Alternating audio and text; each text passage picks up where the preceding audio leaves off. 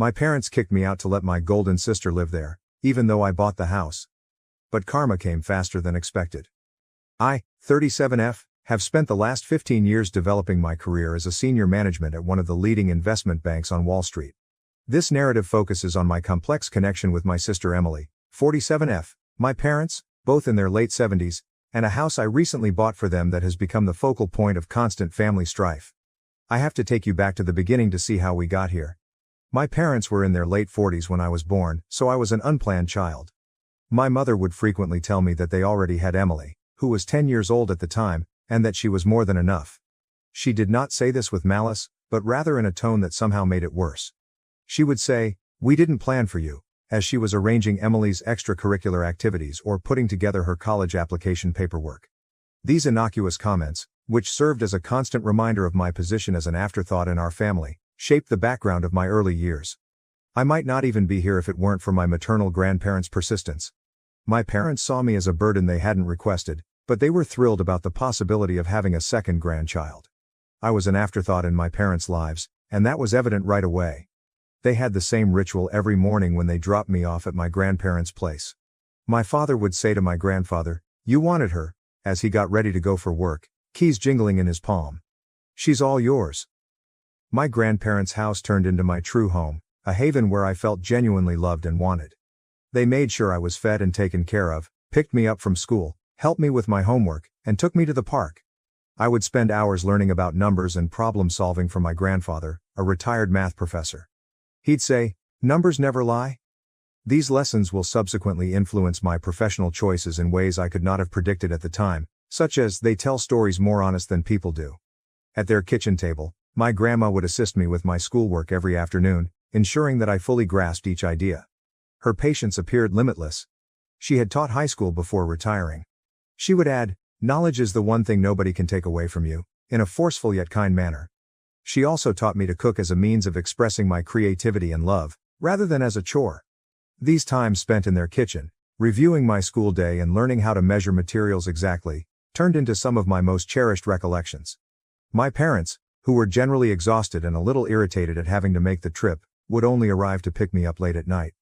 "Madison," my grandmother would say as she bid me farewell every night, "you're the best thing that ever happened to us." I could almost forget that I wasn't wanted anywhere else while I was in her loving embrace. They became my emotional rock, giving me the stability and affection that were conspicuously lacking at home. My grandfather would often add, "Remember, sometimes the best things in life aren't planned." I learned to live as an afterthought in my own home as Emily got ready for her promising future. My sister just pretended that I didn't exist. She wasn't nasty or harsh. She would be lying on the couch, talking on the phone about mails and college applications, totally unaware of me, while I played with my dolls in the corner of our shared living room. The difference between how my parents treated Emily and me was clear and consistent. I would hear my mother's proud voice as she talked about Emily's achievements with family or friends. Emily got straight A's again. Emily made the debate team. Or, Emily got accepted to her dream college. They went to all of her school functions, scientific fairs, and debating contests. They consistently cited, "We're too tired," "We have to work," or "You understand, don't you?" as excuses for their glaring absence from my events. My grandparents took on the role of my cheerleaders, attending every school function with joy and true pride on their faces. I hoped that things at home would change when Emily went off to college. I was the daughter who stayed, and perhaps my parents would see me at last. I was completely mistaken. I went from being invisible to being the housekeeper at the age of 14. My mother would call out to me, "Madison," before I could even put my backpack down after school. "The house needs cleaning. Start with the bathrooms." Emily's chores were taken up by me, along with a number of additional duties.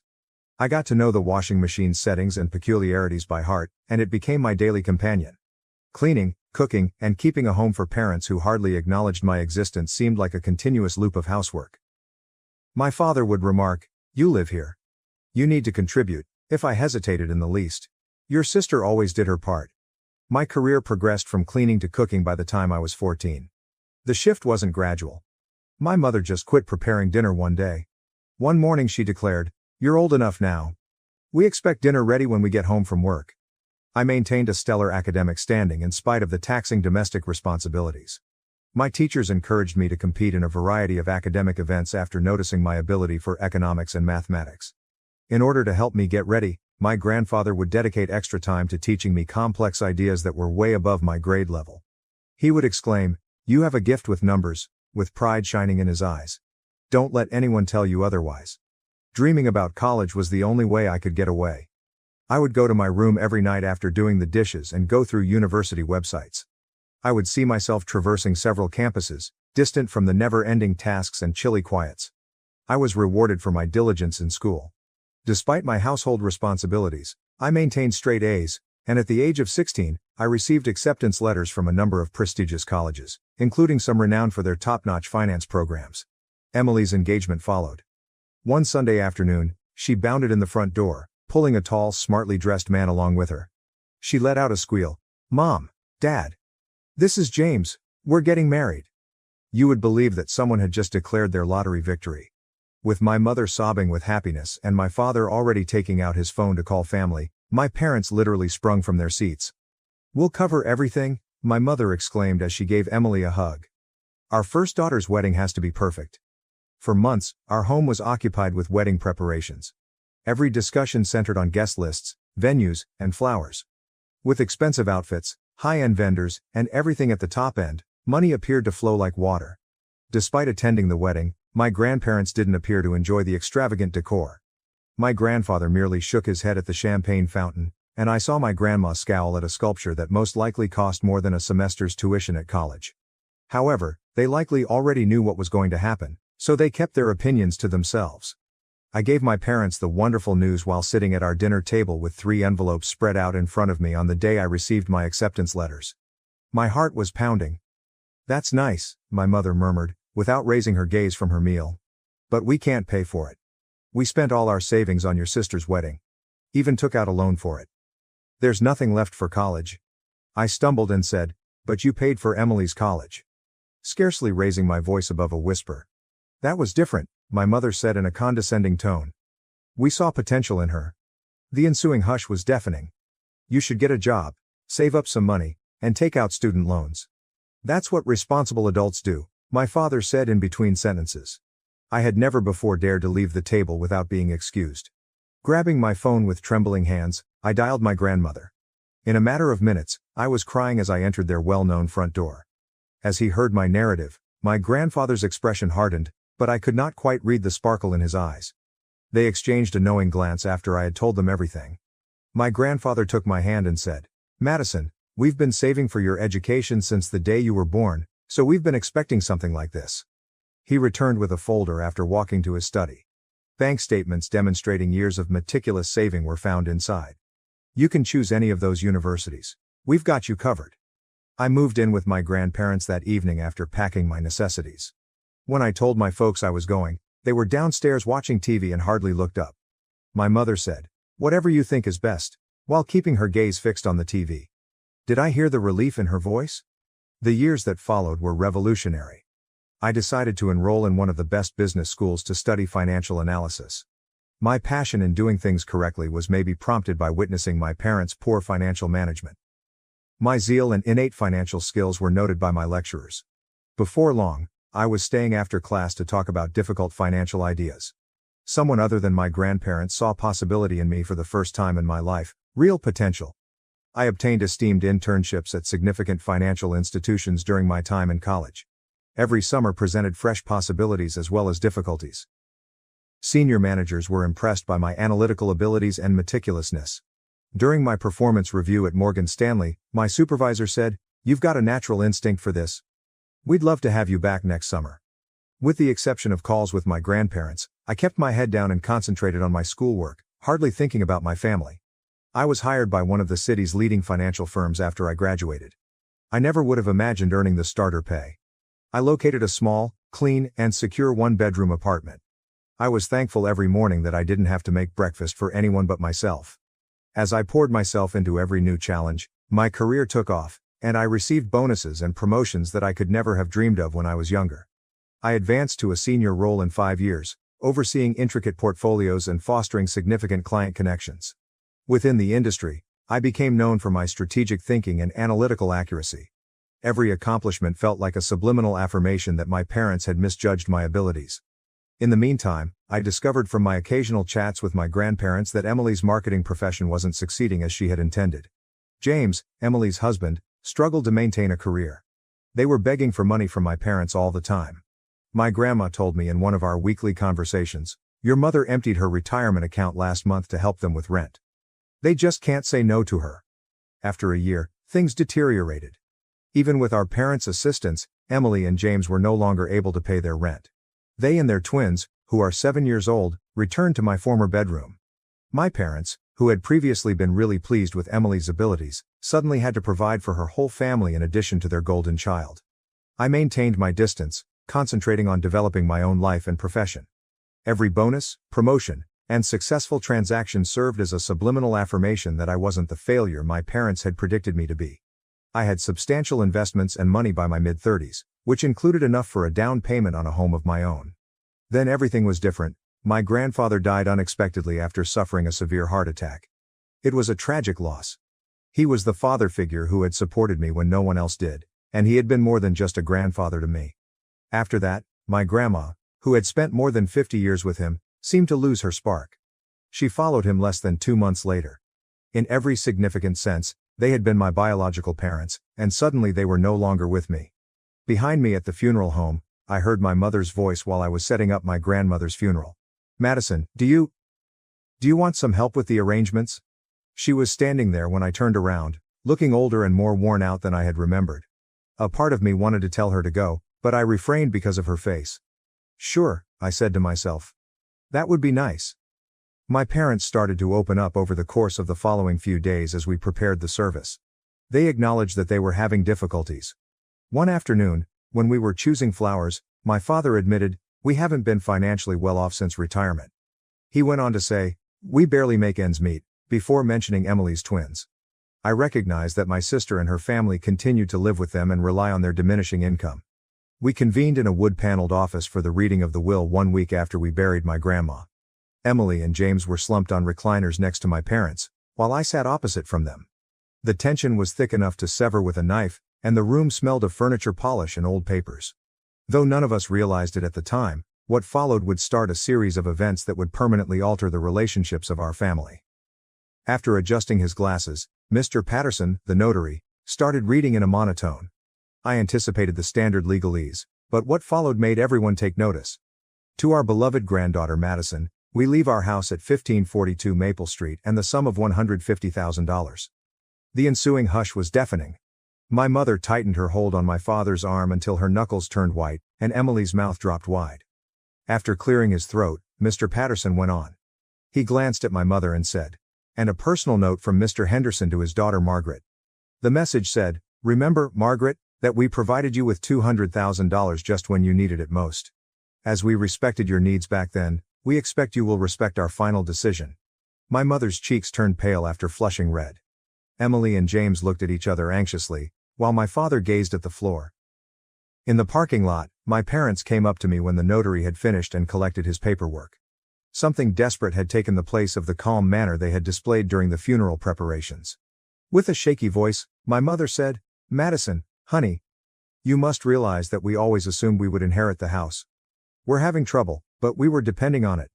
The mortgage, Emily's family's expenses, we could really use the house," my father continued, stroking his gray hair. Speaking about how her youngsters wanted a yard to play in, Emily also joined in. "However, I just got into my car and left. I kept thinking about my grandparents' parting gift over the course of the following few weeks. My life was well established near the city, and although the house I had inherited held many priceless memories, it was too large for me alone. In the meantime, I learned about my parents' growing financial difficulties from our weekly chats.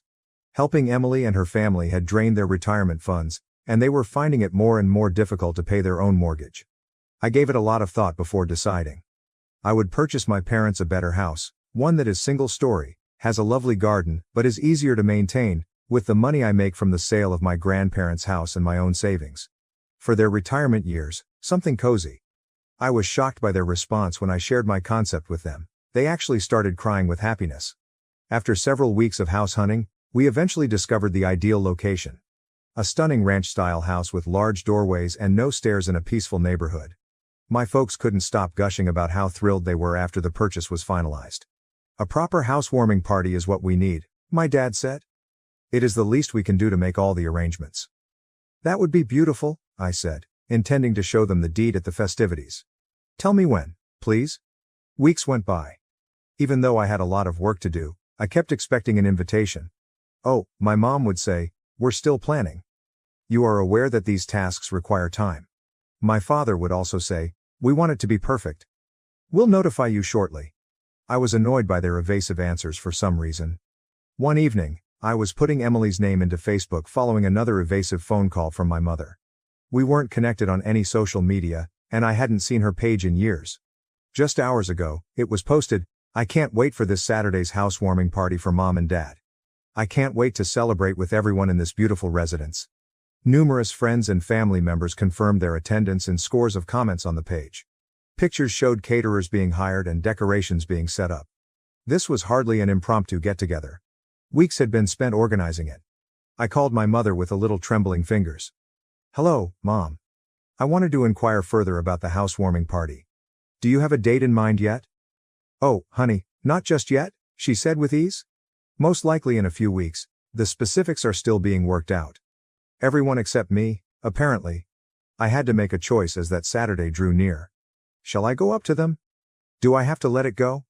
How could they keep me out of the festivities after everything that had transpired, after I had purchased them this house? I would eventually find out, but not in the manner I had anticipated. I parked a block from the house I had purchased for my parents on Saturday. I could see dozens of people mingling through the windows, including Emily's social circle, friends, and relatives. My father offered tours of the house I bought, while my mother, dressed in her special occasion pearls, welcomed guests at the entrance. Twinkling lights and welcome banners adorned the mansion. Laughter and music poured out onto the street. It was obvious that they had spent weeks organizing this housewarming celebration, to which I was not invited. For a while, I sat in my car and watched Emily's twins chase each other past crowds of grown-ups who were ogling them. I could see moving boxes with Emily's handwriting on them stacked in the corner through the wide bay window. The process of relocating her family's possessions had already begun. I inhaled deeply before sneaking in through the side door. The aroma of flowers and catered cuisine filled the house. I heard my father speaking to a gathering of people in the living room when I followed his voice. After all these years of hard work, we finally did it, bought our dream home. My mother excitedly added, don't forget about Emily. She helped so much with the down payment. Such a wonderful daughter, always thinking about family first. Unlike some people, she went on. In response to a question about me, she said, our younger daughter hasn't helped us at all. Too busy with her career to care about family. Heat sprang to my face as I stood in the doorway. Everyone jumped when I said, actually, I think you've got that backwards. There was a dead silence in the room. My dad was the first to recover, grinning tightly. Madison, what a surprise. Especially since you forgot to invite me to the housewarming party for the house I bought, I said as I entered the room. The quiet grew longer. His shoes quickly piqued Emily's husband's curiosity.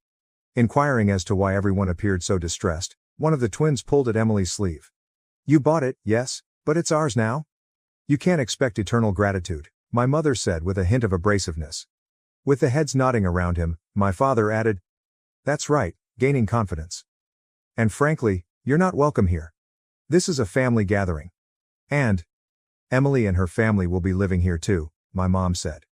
They've already sold their house, it's all arranged. The twins need a stable home. I extracted a folder from within my bag. I remarked, you seem to be confused about something, and held out the ownership and deed documents. This house belongs to me. I never signed it over to you. The color of my mother's face changed from pale to ashen. My father began to ramble on about his responsibilities to his family. Emily's self-assured grin broke when she became aware that her preparations were failing. Despite my shaking palms, I continued. I was planning to give it to you tonight, maintaining a firm voice. I thought this could be a fresh start for all of us. Instead, you've shown me nothing has changed. When my mother said, you can't do this, her voice became a screech. We're your parents. No, I said softly. You're just the people who gave birth to me. My real parents, my grandparents, taught me that family means more than blood. They also taught me about finances, which is why I own this house and you don't. I turned to speak to the astonished visitors. I'm sorry, but this party is over. This is my house, and I'm asking everyone to leave. My parents, Emily, James, the twins, and all of their guests departed in tears. From the porch, I observed them driving off one by one until the street was deserted. In the yard, the ornamental lights continued to sparkle mockingly. Inside, half-empty drinks and discarded food plates covered every surface. The house, which was supposed to be my gift of reconciliation, ended up being the last straw in our relationship. A few weeks later, I found out that they had purchased an apartment using the proceeds from the sale of their previous home. 3 generations crowded into a 2-person apartment when Emily, James, and the twins moved in with them. They tried calling me all the time at first. Their voicemails varied between angry accusations. "You've become so heartless, just like your grandparents warned us you would." And guilt-tripping, "How could you do this to your own family?" I disabled their social media accounts, emails, and phone numbers. As a reminder of everything that went wrong in our family, the house is now empty. I have an appointment with a real estate agent tomorrow. It's not worth attempting to cure everything. Like old photos in a dusty album, some relationships are better left in the past. When I eventually have kids of my own, I've made a self-promise that they won't ever need to win my affection or vie for my attention. In contrast to my parents, I will love my kids just as much and without conditions, just as my grandparents loved me. Every heartbreaking reality about my family was exposed that Saturday night. I had not been invited to the housewarming celebration my parents were throwing when I arrived at the house I had purchased. Dozens of visitors, catered food, and, most telling of all, moving boxes with Emily's handwriting strewn around were all visible through the windows. My father proudly declared, "After all our hard work, we finally bought our dream home," as I sneaked in through the side entrance. In her comments, my mother praised Emily for allegedly helping with the down payment. She dismissed inquiries about my absence by saying, "Oh, Madison's too focused on her career to care about family." The incident encapsulated every insult I had experienced as a youngster, every instance of favoritism toward Emily, and every instance in which I had been regarded as an afterthought. I had never before experienced such clarity as I stood in the doorway, witnessing my parents rewrite history by preparing to relocate my sister's family onto my land without even asking me. "Actually," I said, causing the room to quiet down, "I believe there was a miscommunication regarding the buyer of this house." I could tell everything I needed to know about their actual emotions from the expressions on their faces. Amazement, humiliation, and then indignation. My mother was the first to recover, her voice piercing with a sense of entitlement. "What's done is done. The house is ours now, and Emily's family needs the space." I took out the ownership documents and the property deed. "No, the house is mine. I never transferred ownership to you. I was planning to give it to you tonight, but clearly, that would be a mistake." "You can't do this," my mother said in a terrified tone. "We're your parents, we have rights." "The only rights you have," I said quietly, "are the ones I choose to give you. And right now, I'm choosing to ask everyone to leave my property." Following that, there was a frantic evacuation, with guests rushing out with plates of food still in hand, Emily's twins sobbing in bewilderment, and my father trying to maintain some dignity while guiding people to their cars. "How could you do this to your own family?" was my mother's final attempt at manipulation, but it failed against my newfound determination. The 5 of them were crowded into a tiny flat in the weeks that followed. The messages began right away. My father demanded a re-examination, Emily begged with tears for her children's stability, and my mother accused me of cruelty.